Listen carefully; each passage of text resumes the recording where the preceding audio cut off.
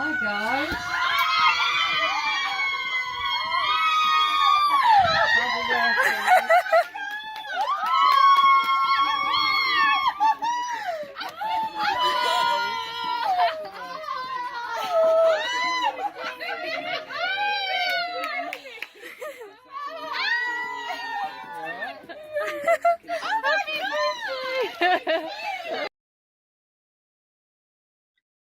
Hi there guys, welcome back. Same shit, different day live stream. Surprise, I'm home.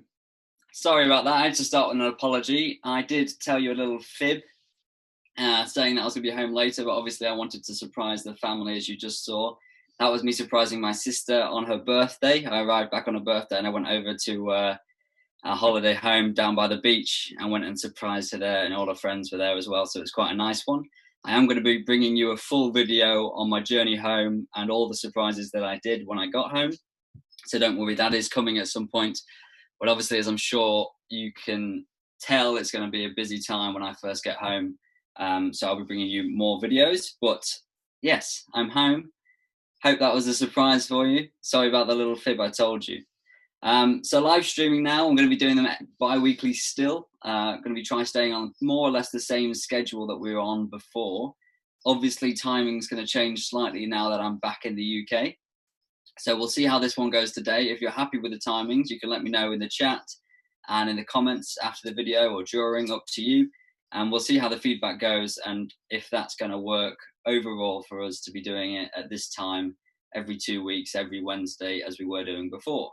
For you guys over in Australia, you've now flipped completely from the morning to the evening of the previous day.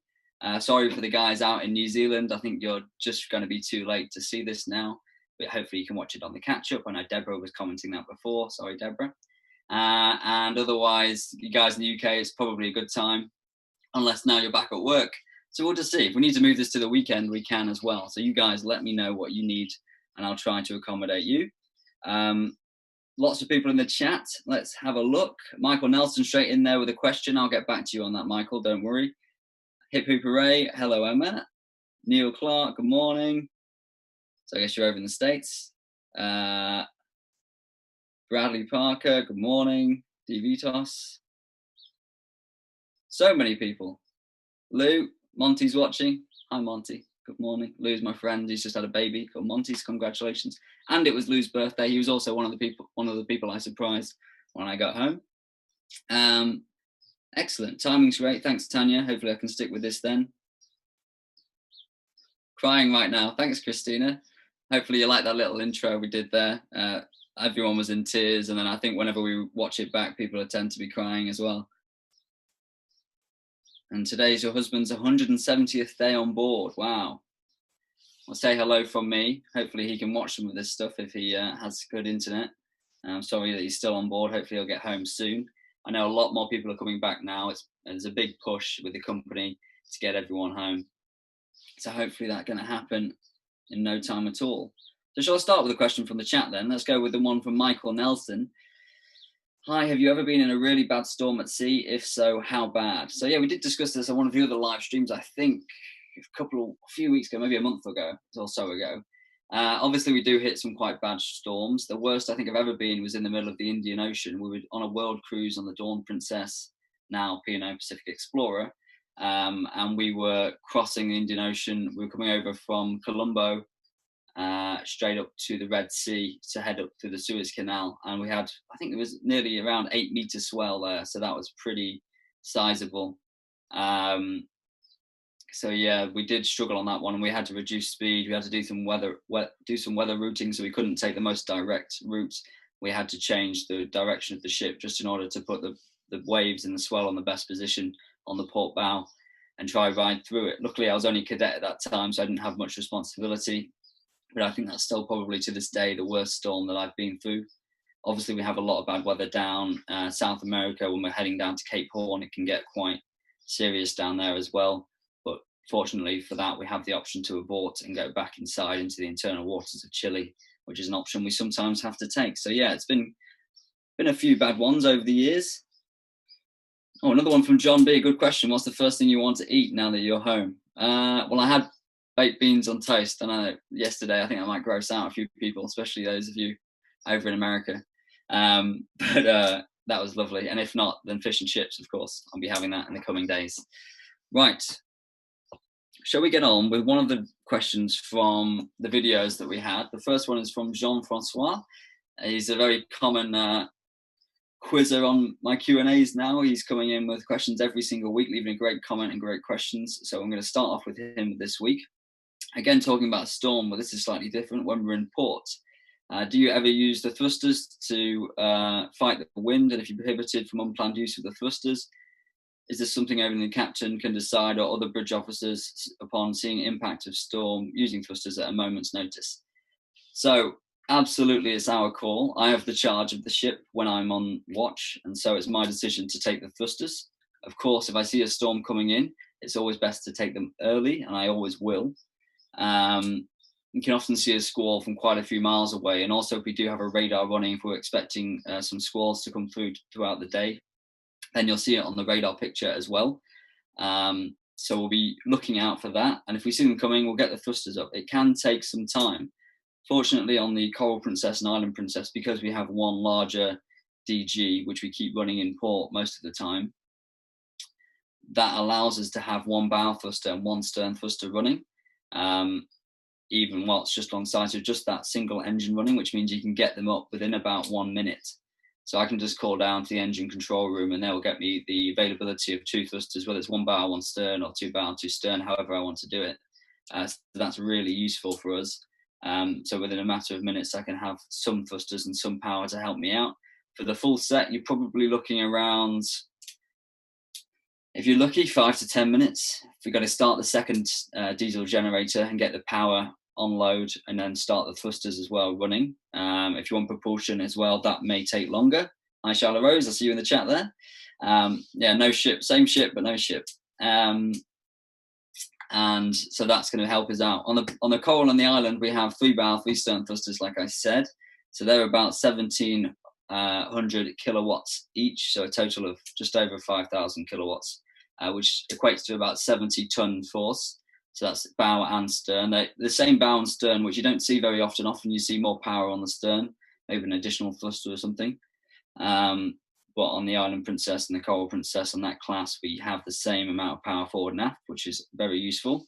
So yeah, for the holding it against the wind. So if I was seeing winds, when I would request thrusters would be as soon as we get to around, if we're alongside and got the lines out as well.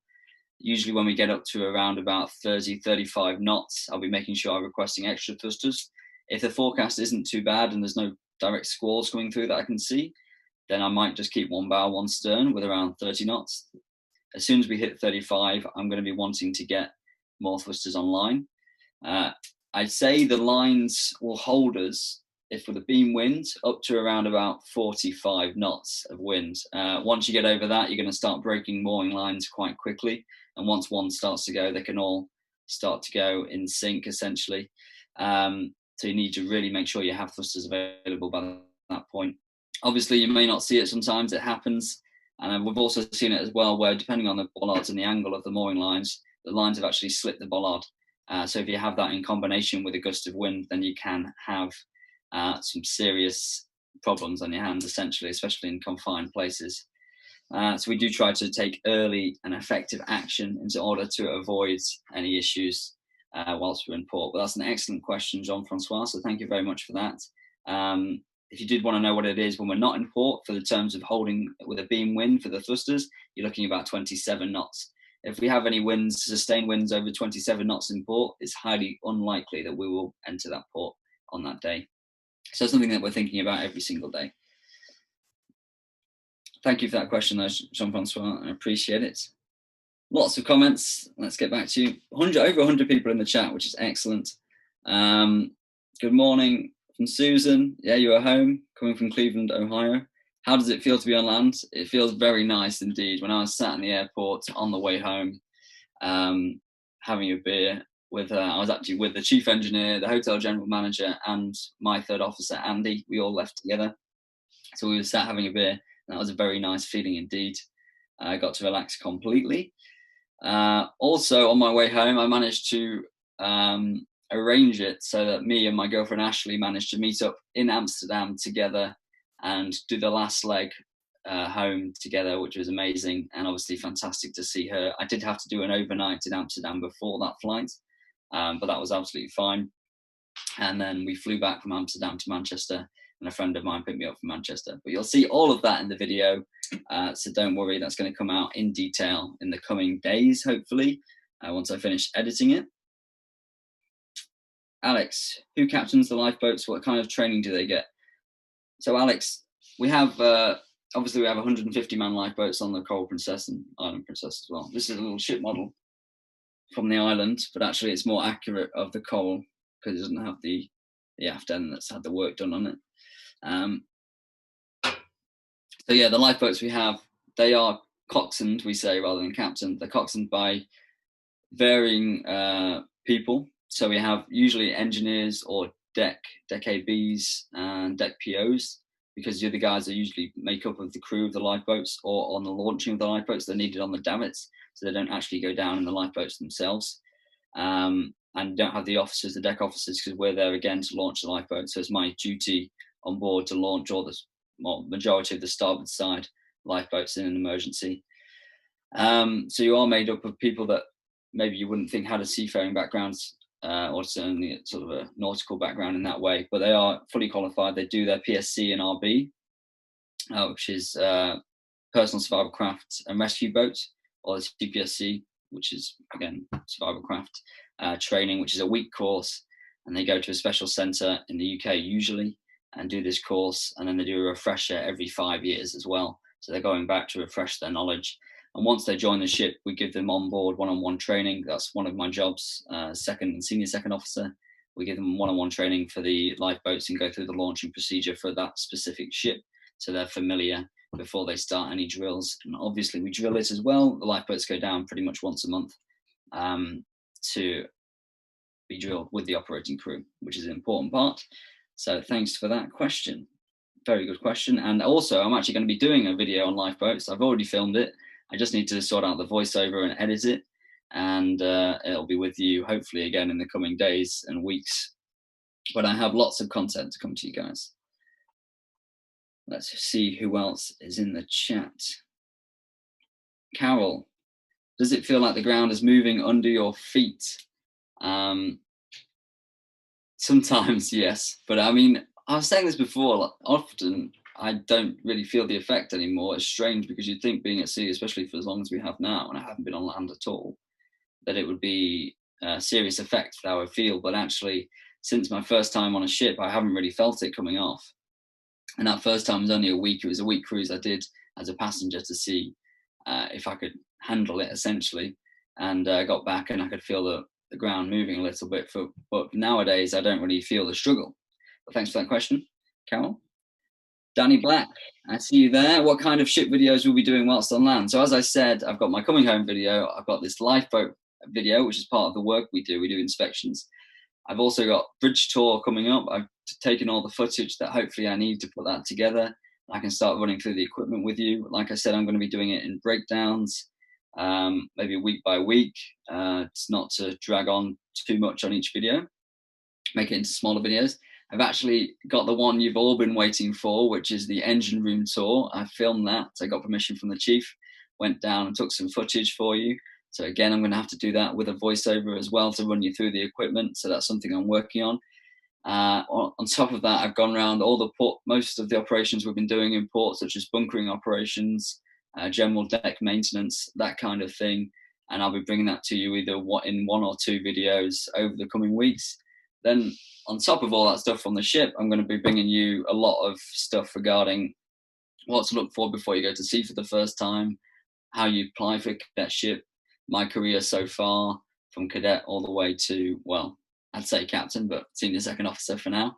And we'll see how that goes. So hopefully you like the idea of those and you'll be tuning in every week or so to see a new video from me. So don't worry, I've got lots of content for you on the way. And obviously I'll keep going with the live streams. And then I was discussing on one of my previous videos about doing a cruise news. So I'm going to try and stay on top of what's going on in the cruise industry for you. I'll bring that to you in some more straightforward content, let's say, of me just running through a few things with a few pictures. Speaking of which, I did see the RGCS Reliant when the Resolute, when I got off in Curacao. We took a little boat from the ship, amazingly. You'll see all that in the video. That was fun. And when I got alongside, just by the immigration office, there she was alongside. So having already been sold, as I came back to you and said, she sold for about $600,000 in the end, which is absolutely nothing. It's a very cheap vessel if you were looking for one.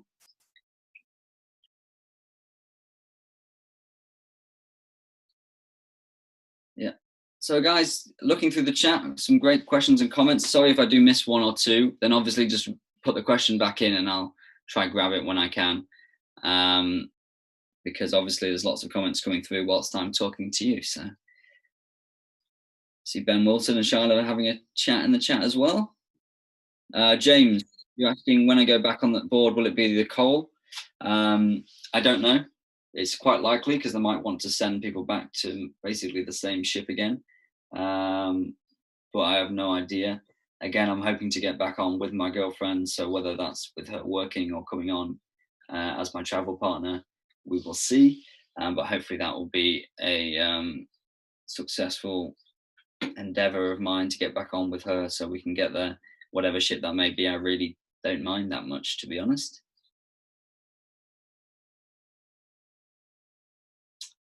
So Tanya asking, I'm not sure if you've told the story already, but how did you and your girlfriend meet? I haven't gone through it yet. I'm thinking about maybe bringing her on one of these streams one day and make her famous, you know. So we met actually on board the Island Princess. The day she joined, I did her watertight door induction, which is one of the safety trainings that we do on the day of joining. So I did that induction for her, and then I saw her. She'd actually worked with one of my third officers before on a previous ship, so I saw her around a couple of times, and then she added me on Facebook actually, so that worked out well for me, and it went from there basically.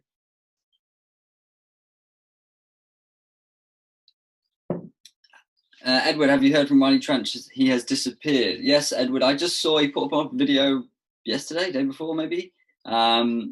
He is leaving the ship in the coming days. I've seen. I've not spoken to him directly. I think we both follow each other on YouTube to see what's going on the other ships, but I haven't spoken to directly with him. But it looks like he's leaving the ship, so I don't know what content he's going to be able to bring you from this point forward. But I guess when he's back to work on board, he'll be able to bring you some more stuff. Maybe he's been filming stuff whilst he's been away. I think he took 3 weeks off, he said, and then is being disembarked, just like I have. Fortunately for me, I've been preparing for this, so I should have some good content for you. Yeah, maybe I can get him on and have him come on the channel as a guest, do an interview. We'll make that work. I'll reach out to him and see what he's up for. Obviously, he's going to be busy these next few days, but maybe in a few weeks. I am actually looking at getting some of my friends. I don't know if you guys have ever seen the program The Cruise on ITV1, which is all about the princess ships. I've got quite a few friends from those programs, and I thought you might be interested to see what they're up to nowadays and how they're finding life at home. Some of them have left the company now as well. So if you have seen that, if you have seen Timothy on there, he's a good friend of mine, so I'll see if I can get him on for one of the live streams. Thanks for that question. Alex, I see you've been accepted into Deck Cadetship starting September with Merce Supply. Can't wait to get started. Well, congratulations, Alex. That's a great company to go with. I have a friend, Aaron. He's in one of my other videos. He's working with Merce Supply. So if you do have any questions, let me know. Maybe I can get him on for a live stream as well. I also applied to Merce and got a cadetship with them before I went on to the cruise industry. So that was an excellent company to work for. It's quite a thorough process as well. So well done on getting through that. If you do have some questions, I've had quite a few coming in from various people about the cadetship. So I'm going to bring that to you hopefully at some stage, and we can go through that on the channel as well. But congratulations on that, Alex. Great achievement. And I'm glad that they're still recruiting cadets despite everything that's going on at the moment. Paul Kelly, I see a question there. Hi, Alfie. I've heard an anchor chain as links. What does a link refer to? I know it doesn't actually refer to a single link of a chain. So I've never called it links, but I assume when people do call it link, if they're not referring to the individual link, then it'd be referring to what I would call one shackle, which is 27.5 meters of anchor chain or cable. So it can be called anchor chain, anchor cable, shackles, and links. Personally, I stick to shackles the majority of the time, and cable once it's out. But yes, chain you can refer to it as well. I've actually got a question from one of the previous videos that I'm going to be talking a little bit more about the anchor. So I'll go through that with you. But yeah, one shackle is 27.5 meters or 15 fathoms or 90 feet if you want to go that precise. So hopefully that answers your question, Paul. Thank you.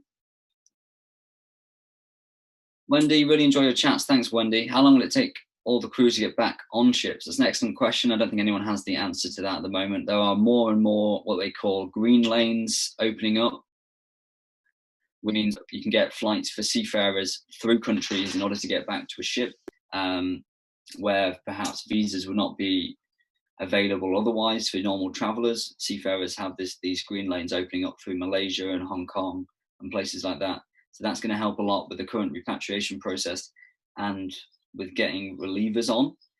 I know there's a lot of guys flying home and a lot of guys flying out right now. It's been going crazy this last week or two. For getting crew back once cruising starts again, I assume it will be through similar methods. Maybe they have to change the recruitment of the company to see if they can recruit from countries that are easier to fly in and out of. Who knows? We will see.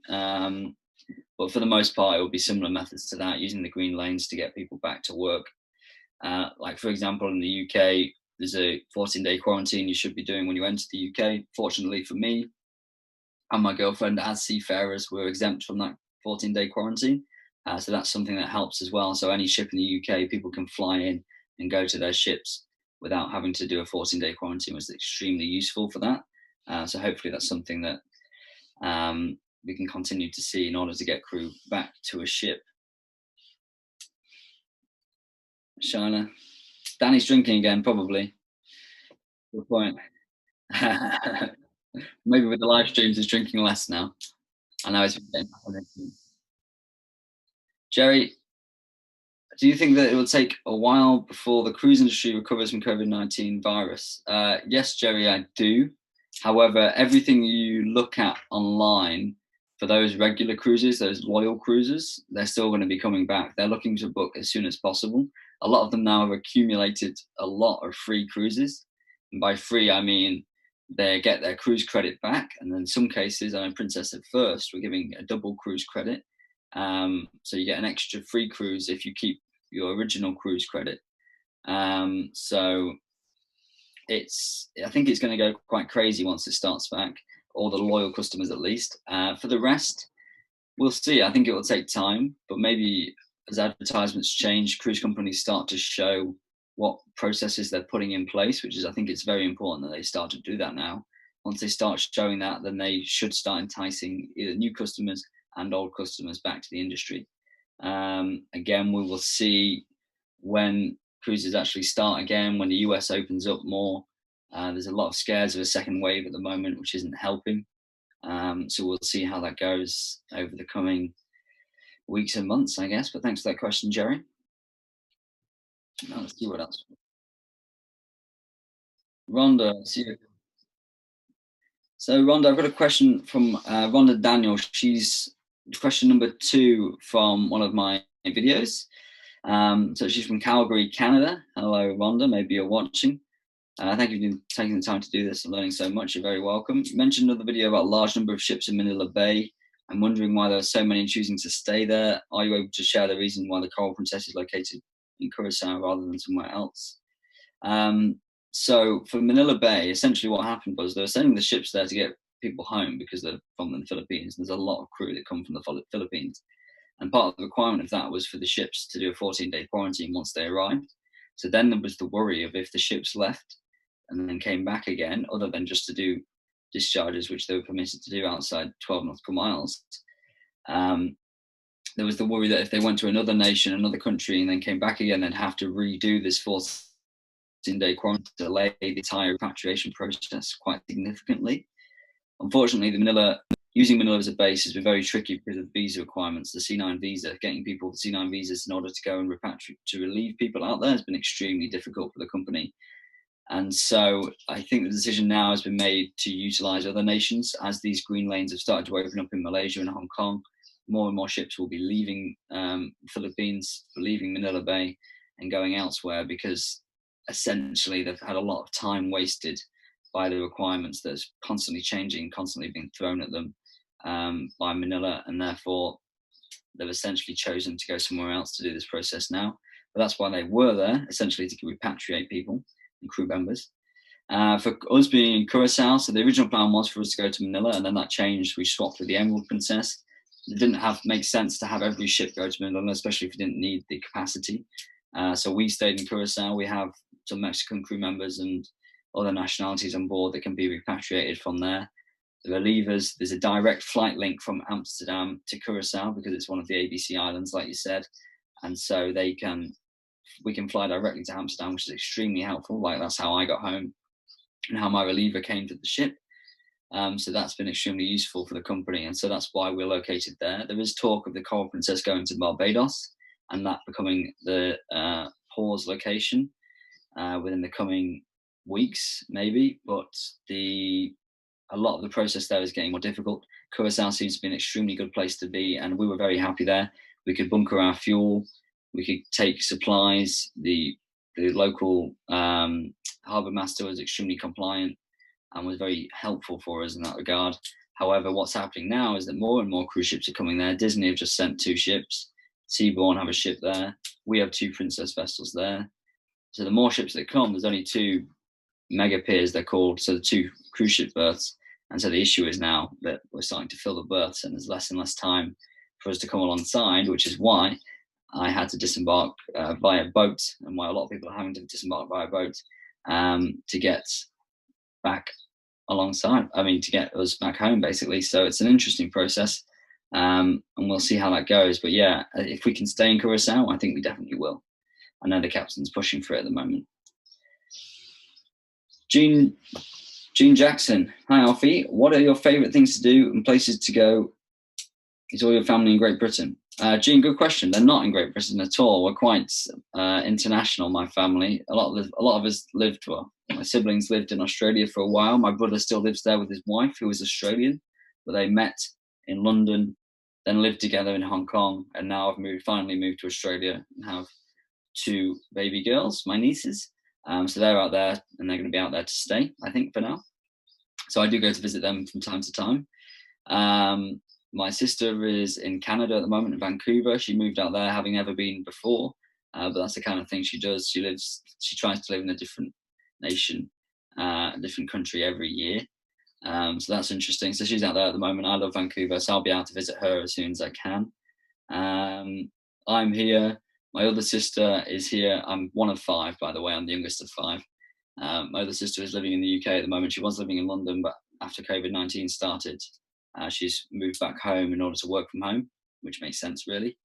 And my other sister's basically stayed local. Melissa, she's the eldest girl. She stayed local. She married a local guy, and so she's always lived in the area. So my parents like that. She also has 2 kids, 2 little boys, and my nephews. So it's nice for my parents to have some grandkids close to home, and they fly out to Australia when they can to visit the other 2. Thanks for that question, Jean.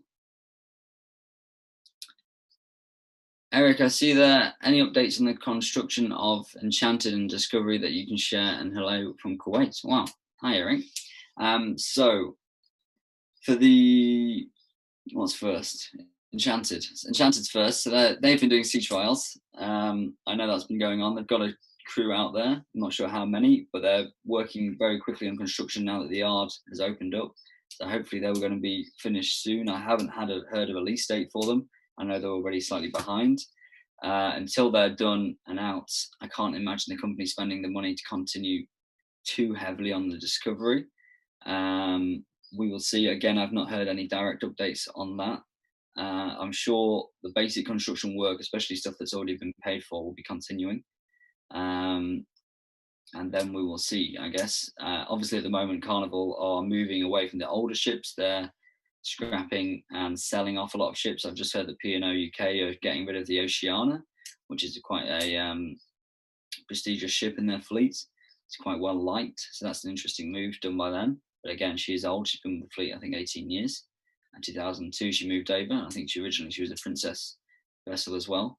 So it's interesting to see that that's happening. So maybe that's to now focus on the newer ships, even if they are delayed. But yeah, like I said, I expect the Enchanted to be coming out hopefully by the end of the year. The sea trials are already happening. I'm not sure what the first confirmed cruise dates are now, but I'm sure they'll be pushing to match those and get her out, probably for Mediterranean cruising to start off with. We'll see how that goes. But yeah, unfortunately, I don't have any direct and confirmed dates for you, but hopefully soon. Thanks for that question. Yeah, let's go for one more question from the videos. William Miller was asking about Azipods. So do any of the Princess ship use Azipod propulsion? If so, what do their bridge and technical staffs think of Azipods? If not, which is the case, why did Princess choose to stick with conventional shafts and rudders? So William, great question. We are all conventional.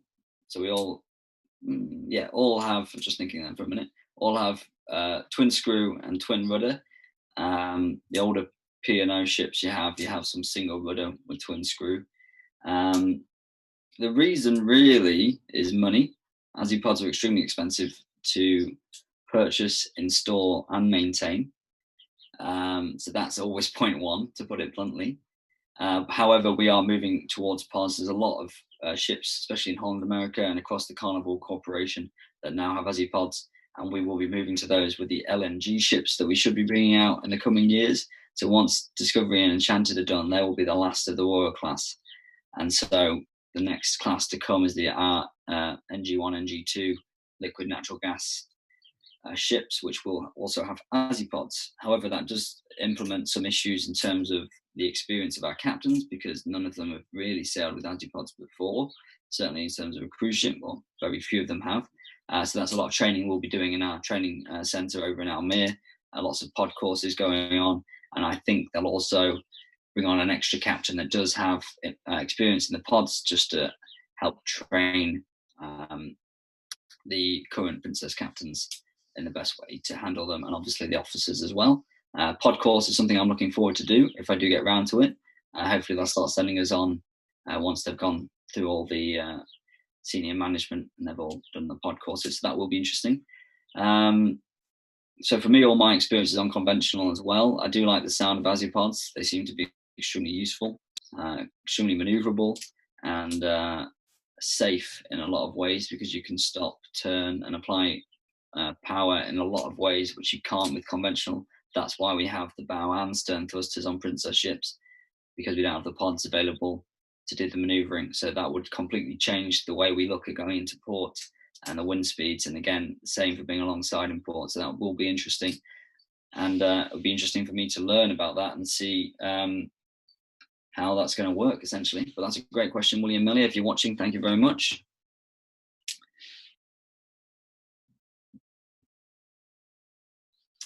So Paul Harris, you asked a question, what is the average age of a ship? You mentioned Oceana, 18 years. Seems young. Yeah, so the Oceana isn't actually 18 years old. She's only been with P&O UK 18 years, I believe. Before that, she was with Princess. The lifetime of a ship, it does vary, and especially at the moment with them scrapping ships, but you're looking around about, from new build to moving on within a company such as Princess Cruises, you're looking around about 20 years. Maybe 25. I'd say the company builds these ships with the idea of keeping them for 25 years. But that doesn't mean they're going to be scrapped straight away. They will go on to other companies. A lot of ships from Princess move on around the world. You'll be amazed how many Princess ships are still out there. They tend to move to P&O Australia, as she's within the brand, P&O UK, but that's not as likely anymore. And now they're going to be going to companies like CMV Columbus that we were talking about before. They went from P&O Australia to CMV. CMV might take other ships directly. It's companies like that that tend to recycle older ships whilst we build new ones. So yeah, you're looking around 20 to 25 years within a company before it's moved on. Thanks for that question.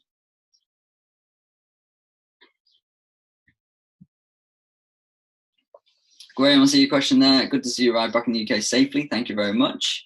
Touch wood, not with any issues. Do you have any idea which ship you're going to be going on to next? Not at the moment, to be honest. Obviously, they're likely to try re-rotate me onto the coral, which I don't really have an issue with, provided I get a long enough vacation. So that will be, I'm looking mid-October before I go back anywhere, hopefully. It was a 5-month contract, so I think I can have 3 months off to enjoy my vacation now, and we will see. I don't really know. I don't mind. Like I said, depending on where my girlfriend goes and if she gets offered a contract, that will influence my decision.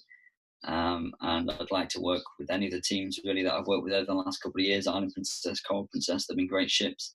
I'll be quite happy. I've always wanted to try the Sky Princess out. I think there's a really good team over there.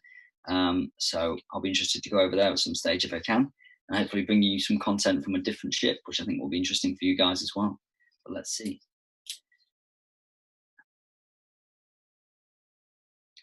Carol, thank you for that question. I saw it in the airport.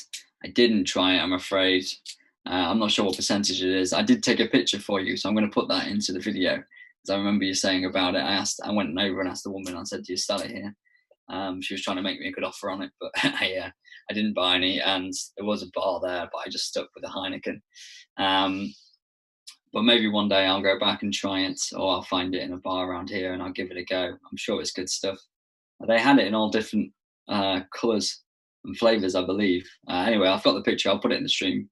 I'll put it in the video for you when I finish it. And you'll see it. But no, unfortunately not. But thanks, Carol. Thanks for remembering.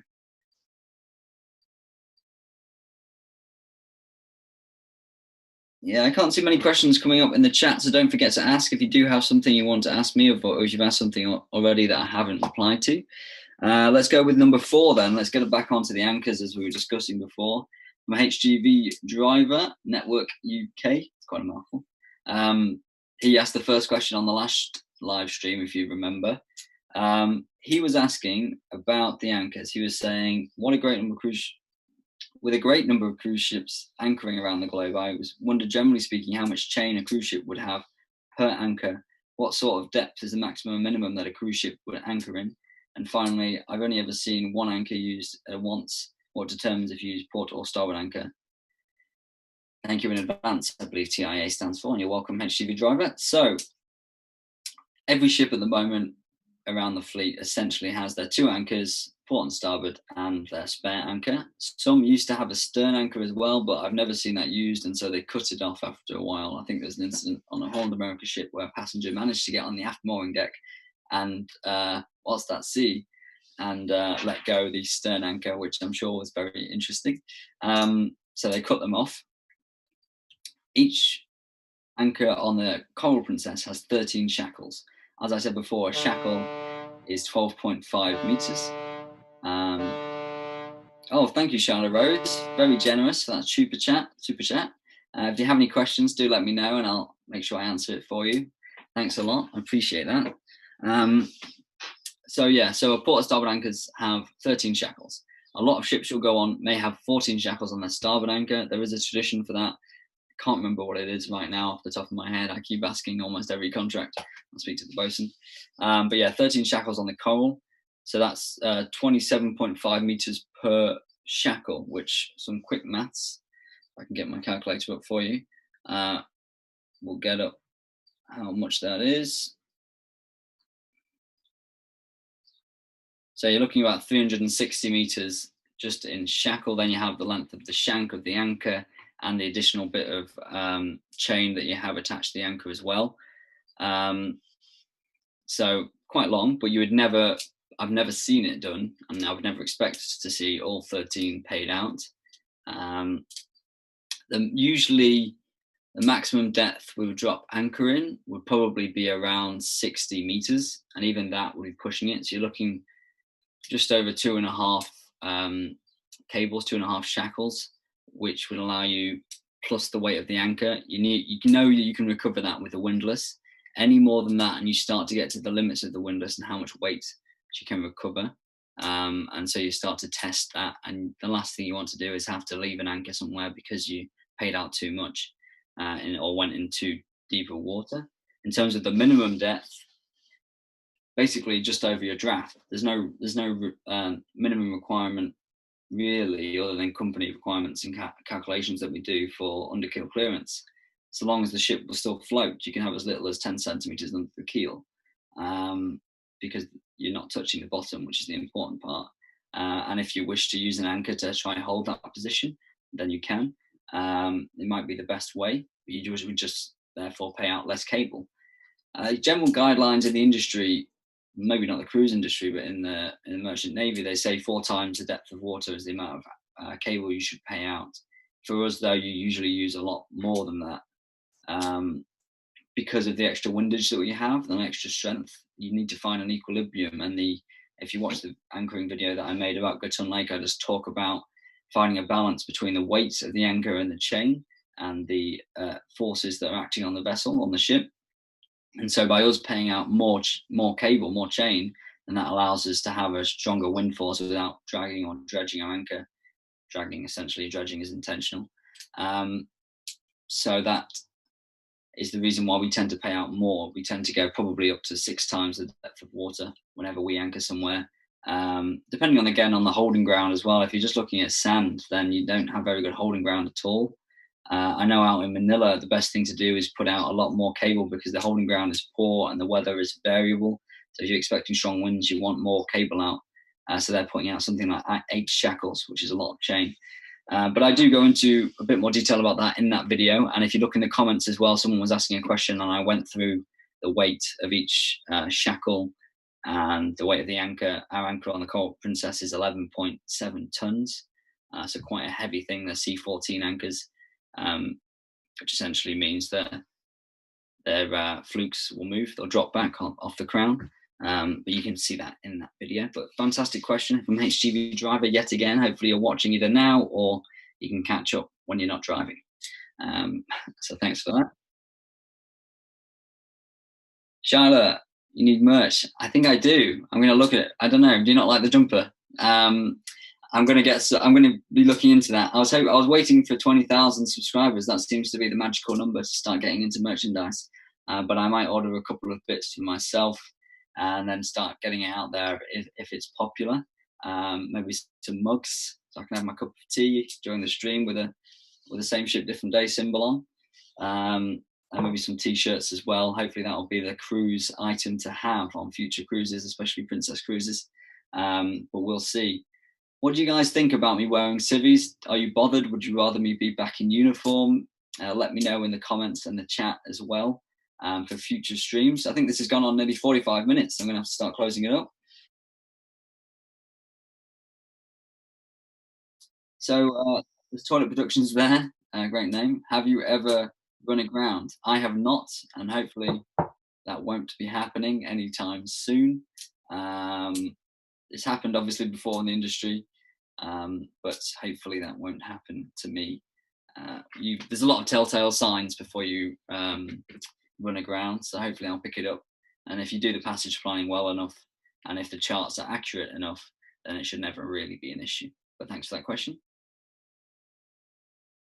Roger, I see one question there. One of the last ones before we finish up today. It seems that newer cruise ships have much larger bridges, providing more spacing for workstations. Any challenges working on older, smaller bridge? I quite enjoy the older bridges, to be honest, Roger. In terms of challenges, there's always an office space in the back. In terms of the layout for actual conning the ship, it's usually very similar. We work within a very small space. We have a chair just like this one that I'm in, with my Actis in front of me. Well, my radar in front of me and my Actis to the side. And we can make adjustments when we go into dry dock. Sometimes they change the bridge around a little bit, especially on the older designs. The only thing is in the classic bridges, you tend to have a chart table at the back. So if you are using paper charts and you don't have the chart table out front, that can be kind of distracting to run to the back to plot your position and then come back out to the front, or you lose one of your manning, lose one of your team to the back. But most of the layouts nowadays, are designed as basically a cockpit bridge, a bit like an aeroplane, and they work quite well even on the older ships. But thanks for that question.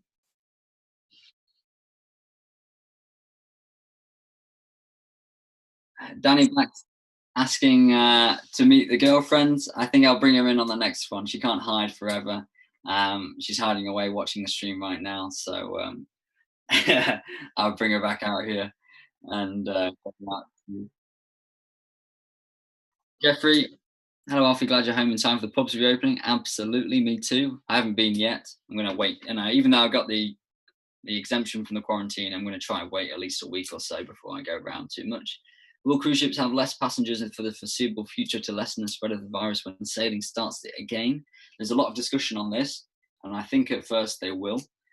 Also out of demand as well. I think the first few might be quiet. So I think they're definitely going to try and spread out and use ships such as the Coral, which has a larger square footage per passenger. And we'll see how that goes. I mean, the fact is, it's still a business. They've got to make money. So if you start halving the number of passengers, the companies are going to make money, and they're getting themselves into so much debt right now. It's ridiculous. So they need to be making money when they start up again. So that's the simple fact. Obviously, safety comes first, but we can't all be expecting the cruise companies to leave every second cabin empty, because it essentially doesn't make any sense. The ventilation is not that directly linked, and the chances of you interacting with the next cabin along is minimal, unless you're in one group, and in that case it doesn't really matter because you'll be hanging out together anyway.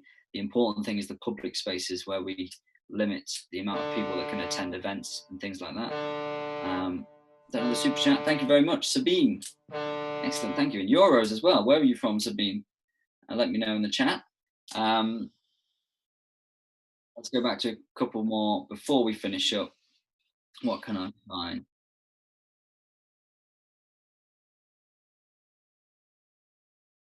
Ship models. Okay, so like I said, I collect ships from every passenger ship I've ever had since I've been third officer, and I get the captain to sign it. So this is the Island Princess. I actually have two Island Princesses, because they started off with the small one and then brought out this much nicer, bigger one, which is signed by the captain, safety officer, first officer, senior second. So I've got all the signatures there. So that's the Island Princess, which is actually really more like the Coral. At the back there, we've got the P&O Australia ships. You've got Pacific Pearl, Pacific Jewel, and Pacific Explorer all lined up. And then back in my room, I have more. I've got the Majestic Princess. I've got another island. I've got the Coral now. I think that's it. Anyway, I've got a fair few. I'm collecting them slowly. But hopefully, I'll have a nice setup one day to have them around everywhere for you. Good question. Okay, Colleen, one of the last questions then. What are the top 3 things you're looking forward to on vacation? Spending time at home with my dog and my family, and now my girlfriend, which is very nice too. I'm just going to relax for a few weeks, hopefully. I'll get into YouTube, get back into the stock market. So a bit of day trading, why not? It's a bit of fun for me whilst I'm off. I'm also looking to buy another car whilst I'm home. And also on that point, I'm looking at maybe starting another channel. If you go on my channel and look at my subscriptions, you'll see the majority are car channel subscriptions. And I'm thinking about getting into that, obviously without reducing the content that I'm bringing you guys. I might even do a taster video on here for you guys to see and see what you think. And if you're willing to move across and join me on my other channel as well. We'll see how that goes. But there's also things I'm looking into. Obviously, I want to see my friends and have some barbecues once the weather picks up. Unfortunately, the fact that I'm wearing a jumper isn't a very good sign in the middle of summer in the UK. But we'll see how that goes. But thanks for those questions. Sabine from Germany, excellent. Welcome to the channel. I don't know how long you've been here. Welcome.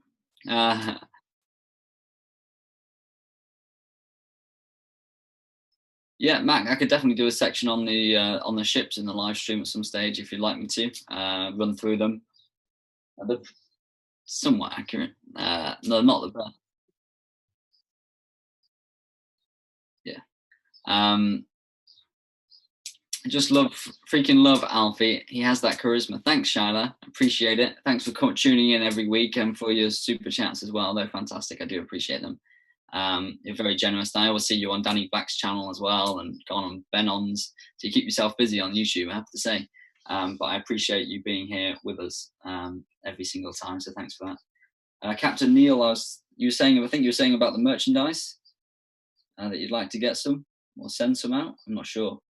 Where can you get your model cruise ships? Oh, the model ships. So you can get them on board the ship.